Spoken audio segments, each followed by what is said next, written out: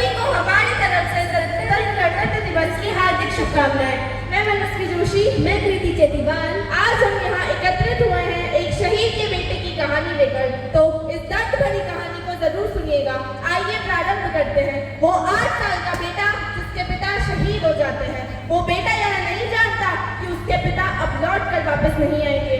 अपनी माँ से अपने पिता के वापस न आने के बारे में प्रश्न करता है और माँ स्तब्ध आंगन में बैठी है। दृश्य आप सबके बीच गीत के माध्यम से प्रस्तुत करते हैं, सुनिएगा।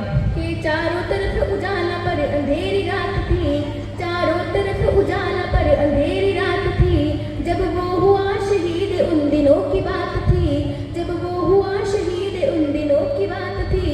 आंगन में बैठा बेटा न से पूछ बार बार, दीपावली पे क्यों न आए पापा अब की बार, दीपावली पे क्यों न आए पापा अब की बार।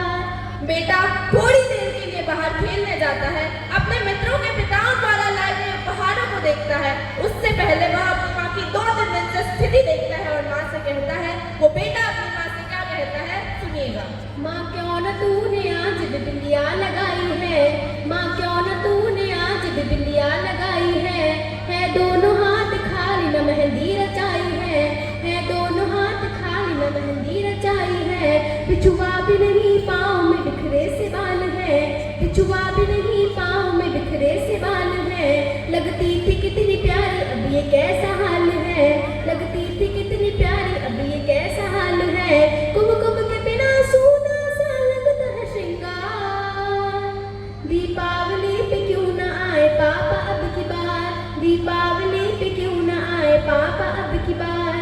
बेटा अपने मित्रों के पिताओं द्वारा लाए गए उपहारों को देखता है, उन्हें देखकर उदास होकर अपनी माँ की गोद में वापस आता है तो पुनः वही प्रश्न करता है और वो बेटा अपनी माँ से क्या कहता है, सुनिएगा।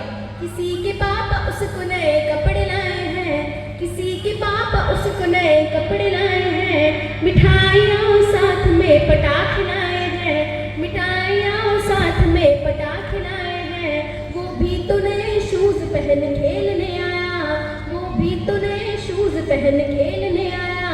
पापा पापा कह के सबने मुझको चिढ़ाया, पापा पापा कह के सबने मुझको चिढ़ाया। अब तो बता दो क्यों है सुना आंगन घर द्वार, दीपावली पे क्यों न आए पापा अब की बार, दीपावली पे क्यों न आए पापा अब की बार। बेटे को कोई उत्तर नहीं मिलता, वह अपनी माँ से खींच जाता है, रूठ जाता है, उसके दोनों हाथ पकड़ता है और उस बुद्ध बनी माँ को झंझोड़ता है और वो बेटा अपनी माँ से क्या कहता है, सुनिएगा। 2 दिन हुए हैं तुमने कहानी न सुनाई, 2 दिन हुए हैं तुमने कहानी न सुनाई। हर बार की तरह न तुमने खीर बनाई, हर बार की तरह न तुमने खीर बनाई। 2 दिन हुए हैं तुमने कहानी न सुनाई, हर बार की तरह न तुमने खीर बनाई। आने दो पापा से मैं सारी बात कहूँगा, आने दो पापा से मैं सारी बात कहूँगा। तुमसे न बोलूँगा न तुम्हारी मैं सुनूँगा, तुमसे न बोलूँगा न तुम्हारी मैं सुनूँगा। ऐसा क्या हुआ कि बताने से है इनकार, दीपावली पे क्यों न आए पापा अब की बार, दीपावली पे क्यों न आए पापा अब की बार। और मित्रों विडंबना देखिए कि पूछ ही रहा था बेटा जिस पिता के लिए जुड़ने लगी थी लकड़ियां उसकी चिता के लिए, पूछ ही रहा था बेटा जिस पिता के लिए जुड़ने लगी थी लकड़ियां उसकी चिता के लिए। पूछते पूछते वह हो गया निराश, जिस वक्त आंगन में आई उसके पिता की लाश। बेटा एक तक उस लाश को देखता, एक तक अपनी माँ को देखता, पुनः उस लाश को देखता, पुनः अपनी माँ को देखता। कोई जाकर के बताए उन जिम्मेदार व्यक्तित्वों को जो यह कहते हैं कि जवान तो होते ही इसलिए हैं कि देश पर शहीद हो जाए, देश के लिए जान दे दे।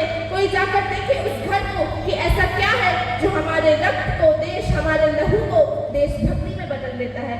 तो मैं अब अपने अंतिम पद गीत की पंक्तियां पढ़ती हूँ।